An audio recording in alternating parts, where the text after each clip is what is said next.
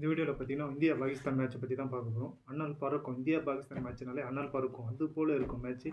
அதனால தான் முதல்ல இந்தியா பாகிஸ்தான் முதல்ல டேஸ் போட்டாங்க. டேஸ் போட்டு பார்த்தீங்கன்னா பாகிஸ்தான் வந்து டேஸ் வின் பண்ணாங்க. அதுக்கப்புறம் பார்த்தீங்கன்னா இந்தியா ஃபஸ்ட் பேட்டிங் இருந்தாங்க. அபிஷேக் இஷான் கிஷானும் ஓப்பன் பண்ணாங்க. அபிஷேக் மேலே எல்லாம் நல்ல கான்ஃபிடென்ட்டாக இருந்தாங்க. அபிஷேக் நல்லா அடிப்பார், கம்பேக் கொடுப்பாரு, நல்லா சிக்ஸ் அடிப்பார், பாகிஸ்தானை பொழந்து கட்டுவார். ஆனால் அதுக்கு ஆப்போசிட்டாக ஆகிட்டு போச்சு.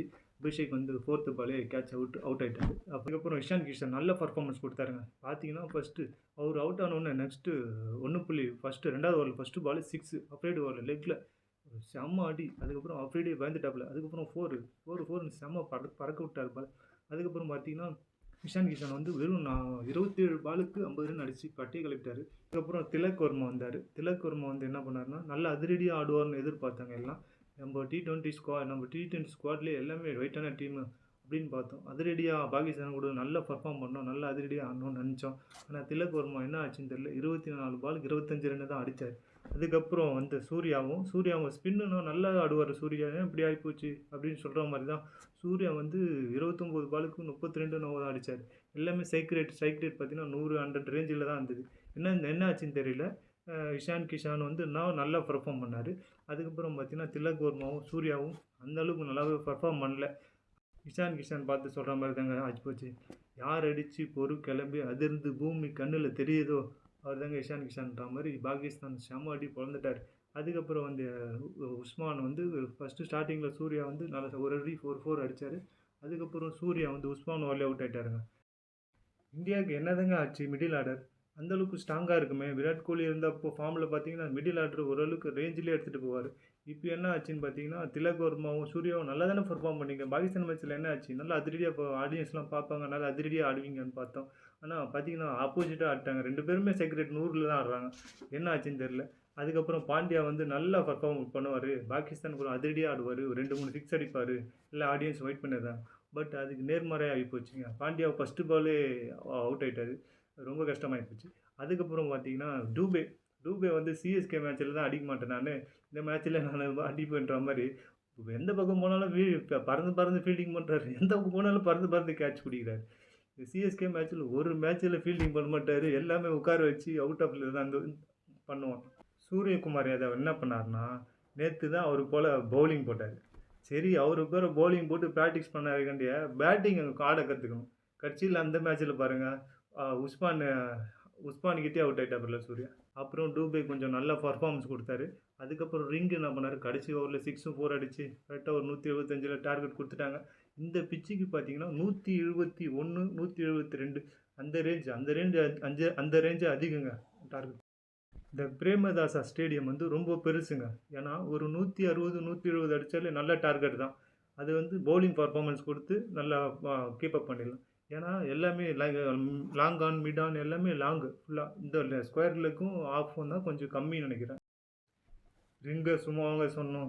கடைசி ஓவரில் ஒரு கிட்டத்தட்ட ஒரு 2-3 சிக்ஸாக எதிர்பார்த்தோம். கடைசியில் பார்த்தீங்கன்னா ஒரு 6 ஒரு 4 டூபே ஒரு 4 அடித்தாப்புல. சரி ஏதோ ஓரளவுக்கு 174 ஒரு மனசுக்கு கொஞ்சம் சந்தோஷமாக இருந்தது. பிரேமதாசா ஸ்டேடியம் கொலம்போ வந்து ரொம்ப பெருசுங்க. இந்த ஸ்டேடியத்தில் ஒரு 6 அடிக்கிறது ரொம்ப கஷ்டம். பார்த்தீங்கன்னா நீங்கள் நேற்றே தெரியும். சூர்யா அடித்த 6 பார்த்தீங்கன்னா அது வந்து 6th போயிருக்கும். ஆனால் அது லாங் ஆனில் கேட்ச்சு. அதேமாதிரி அடிக் பாண்டி அடித்ததும் 6 கிட்ட போயிருக்கும் லைனில். ஆனால் அதுவும் கேட்ச்சு.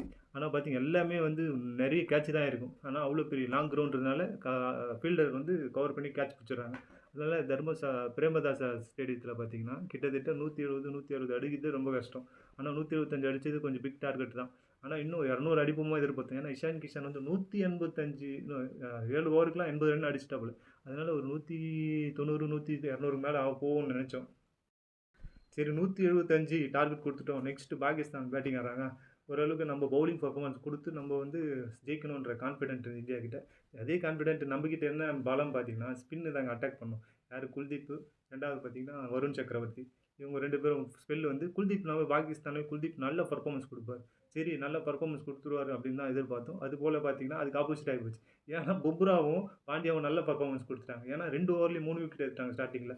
அவங்களுடைய பாகிஸ்தானுடைய முதுகெலும்பு பார்த்தீங்கன்னா ஃபர்ஹான் வந்து 4th பால் டெக் அவுட் ஆகிட்டார். அதுலேயே முடிஞ்சிச்சு மேட்ச். பாகிஸ்தானை க்ளோஸ் பண்ணியாச்சு. அதுக்கப்புறம் பார்த்தீங்கன்னா ஃபஸ்ட் விக்கெட் யார் பார்த்தீங்கன்னா பாண்டியா தான் எடுத்தார். ஃபினிஷிங் விக்கெட் யார் எடுத்தால் பார்த்தீங்கன்னா பாண்டியா தான் எடுத்தார். ஏன்னா ஹாயூப் வந்து பார்த்தீங்கன்னா நல்லா பேட்டிங் ஆடுவார். பும்ரா வந்து எல்பிடபிள்யூ எடுத்துட்டாரு. அப்புறம் கேப்டன் வந்து ஒரு நல்ல பர்ஃபார்மன்ஸ் பண்ணுவார்னு பார்த்தா, கேப்டனும் பும்ரா வந்து விக்கெட் எடுத்துட்டாப்ல. அதுக்கப்புறம் 2 ஓவர்ல 3 விக்கெட் வந்ததுனால பாகிஸ்தான் அப்படியே தடுமாறினாங்க. அப்புறம் உஸ்மான் கான் என்ன பண்ணாருன்னா, கொஞ்சம் நல்லா பர்ஃபார்மன்ஸ் பண்ணி நல்லா ஆடிட்டு இருந்தாரு. அவரு பர்ஃபார்மன்ஸ் பார்த்தோன்னே ஒரு பாகிஸ்தான் ஒரு நல்ல நிலைமைக்கு ஸ்கோர் கிட்ட எடுத்துட்டு வந்து ஜெயிப்பாங்கன்னு நெனைச்சோம். அதுக்கப்புறம் பார்த்தீங்கன்னா, அவரு 44 ரன்னு. யார் பார்த்தீங்கன்னா, அக்ஷர் பட்டேல் ஓவர்ல நம்ம இஷான் கிஷான் கீப்பிங் அவுட் பண்ணிட்டாரு. அதுக்கப்புறம் அவ்வளோதான் பாகிஸ்தான் இதோட ஓவர் ஆயிடுச்சு. அதுக்கப்புறம் பார்த்தீங்கன்னா, பாபர் வந்தாரு. Babar is out of form சொல்ற மாரி தாங்க ஆயிப்போச்சு. அதுக்கப்புறம் பாபர் நாங்க அடிக்கல. சரி அஃப்ரிடியா நான் அடிக்கிறேன் உங்களுக்கு பார்த்தீங்கன்னா 23 ரன் அடிச்சானுங்க அஃப்ரிடி. அப்போ ஓவராலா பார்த்தீங்கன்னா, இந்தியா பாகிஸ்தான் மேட்ச்ல இந்தியா வந்து நல்ல பெர்ஃபார்மன்ஸ் குடுத்தாங்க பவுலிங் டிபார்ட்மெண்ட்ல. அப்புறம் வந்து பவுலிங் யார் யார் என்ன பண்ணாங்க பார்த்தீங்கன்னா, பாண்டியா 2 விக்கெட் எடுத்தாரு. ஸ்டார்டிங் பண்ணது விக்கெட் ஸ்டார்ட் பண்ணது பாண்டியா. விக்கெட் ஃபினிஷ் பண்ணது பாண்டியா. ஆனா அந்த அளவுக்கு செலிப்ரேஷன் இல்லங்க பாண்டியா. அப்படியே காமமா மறைச்சு தான் பார்த்தாரே கண்டி எந்த ஒரு செலிப்ரேஷனும் இல்ல. பும்ராவும் அந்த அளவுக்கு செலிப்ரேட் பண்ணல. 2 விக்கெட் எடுத்தாரு. அக்ஷர் பட்டேலும் 2 விக்கெட் எடுத்தாரு. வருண் கம்பேக் குடுப்பாரு. பாகிஸ்தான் ஒரு 4, 5 விக்கெட் எடுப்பாருன்னு பார்த்தேன். அதுக்கப்புறம் 2 விக்கெட் தான் எடுத்தாரு. ஃபினிஷ் பண்ணிட்டு நேத்து ஒரு மேட்ச் கொஞ்சம் நல்லா ஜாலியா இருந்தது. கிட்டத்தட்ட 114 10 விக்கெட் விழுந்துச்சு. 18 ஓவர்ல 2 ஓவர் மீந்துச்சு. பாகிஸ்தான வந்து பீட் பண்ணது லாஸ்ட் டைம் வந்து உங்களுக்கே எப்படி பாகிஸ்தானை பீட் பண்ணி கப்பை தூக்கணும்னு தெரியும். ஏன்னா விராட் கோலி வந்து வின்னிங் பர்சன்டேஜ் 15 தான் இருந்தது. 85 பாகிஸ்தான் வின் பர்சன்டேஜ் இது. அதுக்கு ஆப்போசிட் விராட் கோலி கொடுத்த பர்ஃபார்மன்ஸு போன வாட்டி கப்பு தூக்க வச்சுது. இந்த வாட்டி பார்த்தீங்கன்னா ஒரு ஈஸியாக வின் பண்ணிட்டோம். அந்த அளவுக்கு ரிஸ்க்கே எடுக்கல. ஈஸியாக வின் பண்ணிட்டோம். 175 வந்து பிக் டார்கெட்டு அந்த ஸ்டேடியத்தில். அது பார்த்தீங்கன்னா டிஃபெண்ட் பண்ணது அவங்க கிட்ட வந்து டிஃபெண்ட் பண்ணுவாங்க பார்த்தோம். 114க்குலாம் ஆல் அவுட் ஆகி ஓவரால் முடிச்சிட்டாங்க. பார்த்தீங்கன்னா வெஸ்ட் இண்டீஸ் பிளேயர் ஒரு பேட்டியில் சொல்லியிருக்காரு, இந்தியாவை தாண்டி தான் கப்பு மேலே கை வைக்கணும் அப்படின்னு சொல்கிற மாதிரி தாங்க இந்தியாவோட பர்ஃபார்மன்ஸு பேட்டிங்கு ஃபீல்டிங்கு பவுலிங்குன்னு நல்ல தரமாக இருக்கிறாங்க. எந்த டீம் வந்தாலும் நாங்கள் அடிப்போன்றத கதை தான் இந்தியாவுக்கு சப்போர்ட் பண்ணுங்கள். Thank you friends. நெக்ஸ்ட் வீடியோவில் பார்க்கலாம்.